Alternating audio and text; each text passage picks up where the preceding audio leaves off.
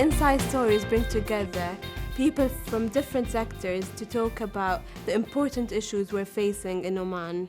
Tonight, we're talking about education and the future of work. So tonight at Sultan Qaboos University, the discussion will involve people from the university, some students. There will be some people from various ministries and the private sector. So looking at what does the private sector want, looking at the interaction with things like school placements and getting experience, looking at things like soft skills, work ethic, looking at culture, how things are changing, and really what the future of education in Oman should be. Well, with the Minister of Education, if we think about when it started, in 1970 up to now, it had two phases. The first phase was to think about the quantity, building more schools everywhere to reach all of the kids in the country. So that was how it used to be up to 1995. But then there was the Vision 2020, which said, let's stop now, let's look at the quality. Because at that time, a lot of people in the private sector and also the higher education was complaining, we don't have, the graduates do not come with the right skills and knowledge. When people talk about the skills gap, it's exactly the same in the UK as it is here in Oman. And often we get CBI often as saying, young people coming out from school don't have the skills. But what happens is that people aren't very specific sometimes about that. So one of the things we worked on together was looking at what the outcomes needed to be for young people when they left the academy at either 16, 18 or 19, depending on when they went. And that was a very helpful conversation, because what it helped to do was put some flesh on the bones around those skills that people talk about, which are often that there's a view that the soft skills, which actually are the hardest things of all to teach, are, somehow interfere in the academic world of schools, and the two things aren't mutually exclusive. There's a lot of focus on IQ, but EQ is very important in today's world, and without having the assertiveness, without having the self-awareness, it's very difficult for individuals to develop. I think when the education can do so much, obviously, you go through an educational program.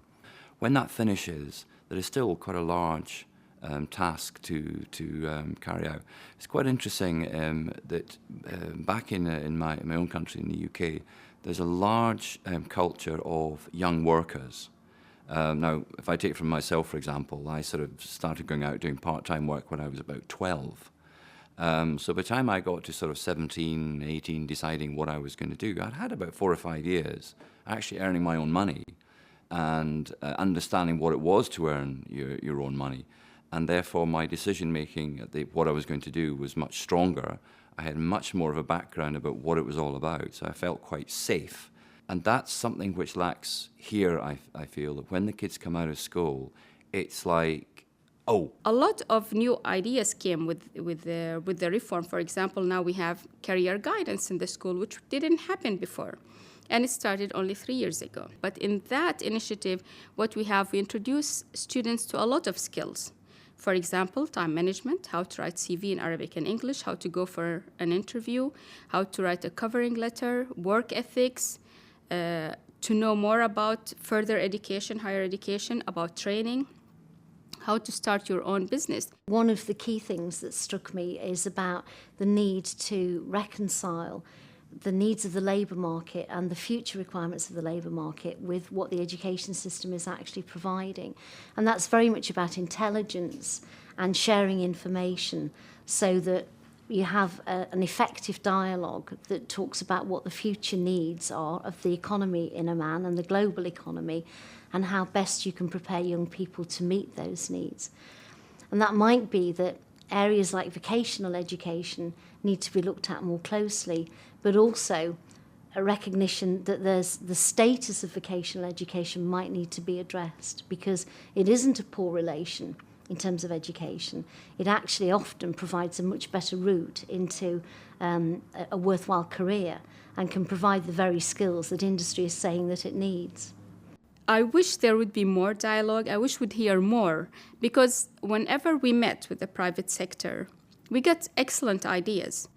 We'll ask them, what would you like to see in our graduates? And a lot of time, they say our graduates are not ready. And I know in some areas they are not ready. In many areas they are not ready at this stage, because we haven't seen the graduates of the reform up to now. But they would say, okay, they lack English, they lack IT and soft skills. And then you say, what kind of soft skills? And they get stuck. How much of English? What are the gaps? We don't get enough information. We get information, but not enough. As long as there is dialogue, we'll be doing well. I want a lot of companies to come and say, we welcome your students to come and do the work experience in our place. Because up to now, no matter how much we push for entrepreneurship and with the kids, the culture is there of, I want to go to the university. The culture is there like, I want to work in a government sector, because they grew up seeing their parents in the government sector.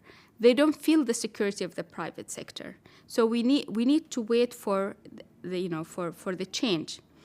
I ask the private sector to be patient with us and not to expect immediate result, because change takes time and we have to be patient to see the results. We feel we're almost at the coalface of the day-to-day challenges of young people coming out of school.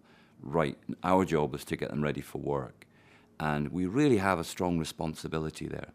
And I don't feel sometimes further education establishments do enough. They feel that, yes, okay, we'll bring them in, we'll put them in a program, and then it's a duty of the employer to employ them. There has to be a lot more going on in there. You have a duty to those young people to really make them aware of what it is. And it's hard. You have to make some hard decisions. But we have a duty to ensure that they know what's expected of them when they leave.